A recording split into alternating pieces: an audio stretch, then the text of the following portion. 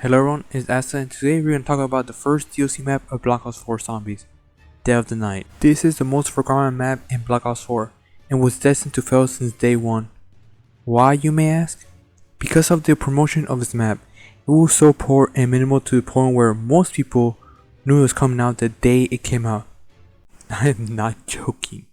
With previous titles, we'd get this amazing hype trailer a few weeks in advance to build up anticipation and excitement for what's to come. I found out Dead of the Night released the day of on Twitter. Like, come on Activision, you're worth millions, probably billions, and you couldn't get a trailer out for Dead of the Night 2 weeks before it came out? Like, that's crazy to me.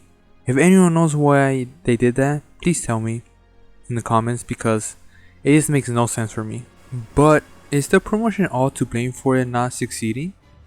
Well, let's talk about the map to come to that conclusion. Actually, before we talk about the map itself, we need to talk about the cast. Because that's always the first thing you know about a map before loading into the map in BO4. Because they literally show you who you're going to be in the start screen. And one eye on them, you know they're a one-time map characters. The characters of this map are Gideon Jones, Christina Fowler, Jonathan Warwick, and Godfrey. They all attend the party of one man, Alistair. They're actually not very interesting characters. All they're here for to have a little more story. I don't know much about the Chaos story as much as I do about the Ether story. All I know is that I don't care about these characters.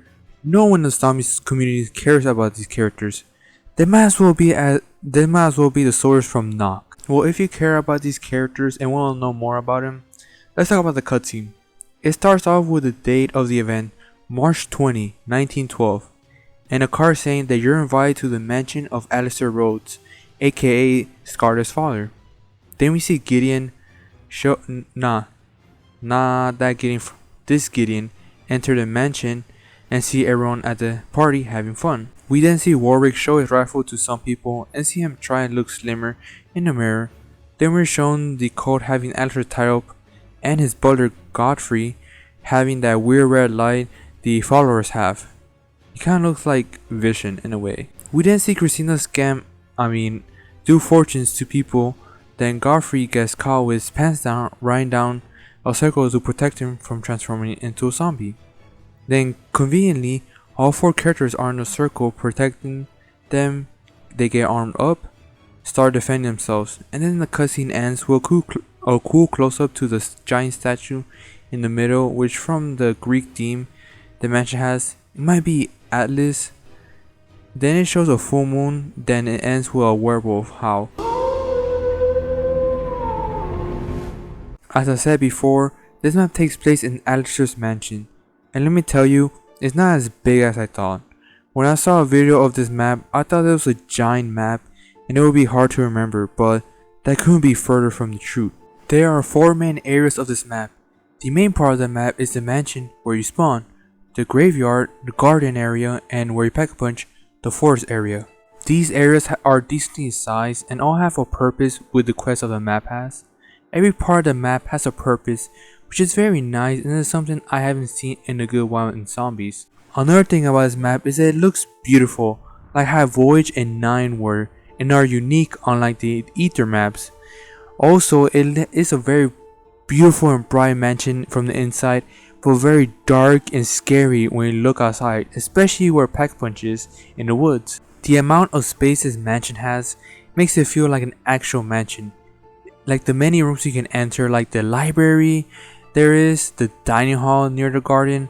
All these areas are huge and all of them have multiple purposes to be used during your playthrough of this map. None of the rooms in the mansion has no purpose to the quest of the map. They will have at least one step of the quest you have to do in that room. Sometimes you have to do many steps. It feels like you never finish with them, which is what a lot of people talked about when this game first came out. How the map looks is amazing. Wouldn't change a thing about it. It's as perfect as a design as you get for this map. But playing this map is a little bit different. Let's talk about the quest first. Like, what the fuck, Treyarch? Why is there so much stuff to do in this map? Like, this map is so confusing. I didn't have trouble while playing this, but that was only because Mr. JD made an ultimate guide for this map too, because I don't know, he likes doing that, which basically told me everything, but I still was a little confused and struggled throughout some of the steps. So I can only imagine how much people struggled with this map when it first came out. People were probably more lost than that penguin in the middle of the dirt road. Also, even if you know what to do, there's still a lot of stuff to do. I didn't do the Easter egg or anything like that because I never do in these maps, and it took me 3 hours to be able to do everything that was in Mr. JD video. So I can only imagine how long it would have taken me to do the Easter egg. Probably 12 hours for me, because from what I heard, the Easter egg is very complicated, and because I'm dumb. You are an idiot! But that isn't the only thing that makes this map less likable. The extra bosses they added, like the werewolves, the Nosferatu, and why are those still here? The Blighfires may not be here, but the werewolves feel like the same enemy trying to kill it. If you don't have server bullets in one of your guns, or your specialist ready to go, you're gonna have a hard time pulling down the werewolf, because he takes so many bullets to take down a normal weapon, because by the time you kill it, you won't have any bullets left in your gun. But the werewolves aren't annoying, they're just inconvenient until you get server bullets and are able to kill them easier later in the rounds. The real annoying mini bosses are the Nosferatu, because they are so annoying to deal with because of how many of them there are at times, and then making you bleed all over the screen, which is just annoying. The only ones that fall between annoying and inconvenient are the catalyst zombies, because if you catch them while transforming, you can easily kill them before they're a threat. But if they transform while you're in a big horde of zombies, they'll make all zombies around you crackheads, which if not prepared who are your specialists or anything, it's a guaranteed down. So with a million different quests to do and many mini bosses that you have to face, I see why many people don't like Dead of the Night. It's way too overwhelming for the casual players, which most of the zombie community is. Yes, Voyage and 9 are overwhelming, but this map cranks up to 0 to 100 real quick. That escalated quickly. I mean, that really got out of hand fast. But there are some good stuff about this map, specifically the wonder weapons. There are 2 wonder weapons in this map, the Alistair's Foley and the Savage Impaler. Let's talk about the Alistair's Foley first, since it's the main wonder weapon of this map and the most powerful of the bow. You acquire it by the box or the mini quest from getting it from the library. There are 3 different versions of this weapon. The first, of course, is being the Alistair's Foley, just being able to shoot powerful green bullets. When you upgrade it, it turns to the Chaos Theory. Badass name. But not only does it get more powerful, but it gains the ability to charge up a shot and shoot out a green goo in the ground or be a tornado. When you upgrade to the final version, the Alistair Annihilator, you get an extra shot variant to add with the other 2, a fireball charge that is very powerful. The Alistair's Annihilator is a very powerful wonder weapon, but for some reason, the charge doesn't work for a Nosferatu. That's dumb, but that's why we have the Savage Impaler. The Savage Impaler's main use of this map is to shoot the Nosferatu.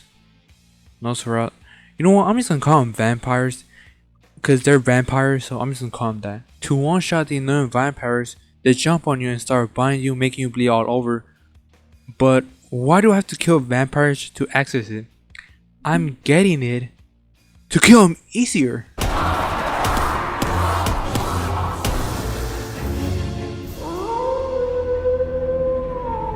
Well, here we are at the conclusion. If you made this far in the video, that means you liked it. So like the video and subscribe for more content like this. So, Dead of the Night, the most forgotten map of Black Ops 4. What did I thought about it? This is a pretty alright map. The only reason this map isn't talked about is because of the poor promotion mentioned in the beginning of the video. This map has a balance of bad, annoying, and inconvenient things with fun and amazing things, which makes this journey pretty alright and like a roller coaster ride if you get through every step to get to the good stuff. And that's another thing why this map was so forgotten. People barely played it because they were overwhelmed with everything you had to do. They just got discouraged. And with the other maps being promoted, they probably forgot this map existed, which led to this map being the least popular, even if it isn't the worst of all of them. But I didn't forget about it, and I played it and felt like this map is a 6 out of 10. Yeah, that feels about right. I had a very fun time seeing how overpowered I am after I did everything I wanted, and seeing all my hard work pay off was pretty satisfying. So with that note, I'll see you in the next video, which We shall find out next time because I don't know what I'm gonna do next. So bye.